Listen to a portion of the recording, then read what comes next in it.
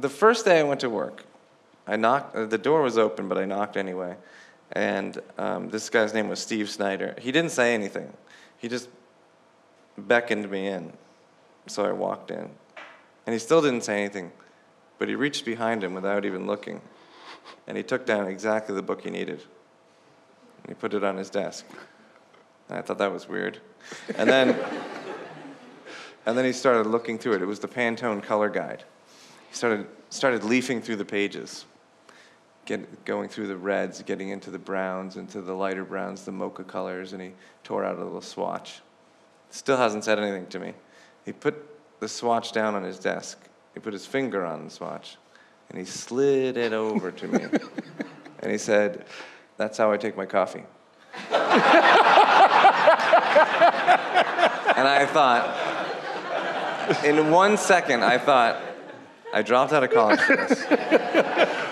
How am I going to get the woman at Dunkin' Donuts to match the color of the... How many coffees am I going to have to buy to get to... And then he saw me, like, the gears going in my brain, and he said, "I'm kidding. What kind of a jerk do you think I am?"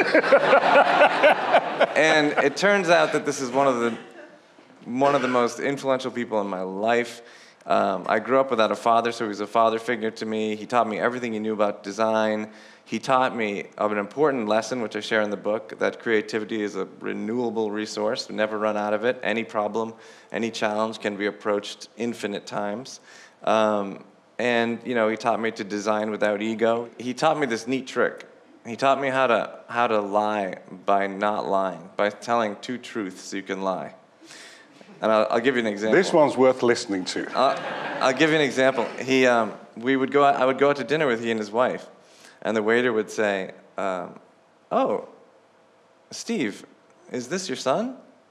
And he said, "Well, Marlene and I were married in 1973, and Biz here was born a year later." Beautiful. And I to this day, I still use... my wife and I once rented an apartment that didn't allow cats, and she was nervous that the landlady was going to see the two cats we had rescued and kick us out. And I said, here's what you do. If she comes by and she says something about the cats, just say, "We have friends who are out of town. We're taking care of these cats."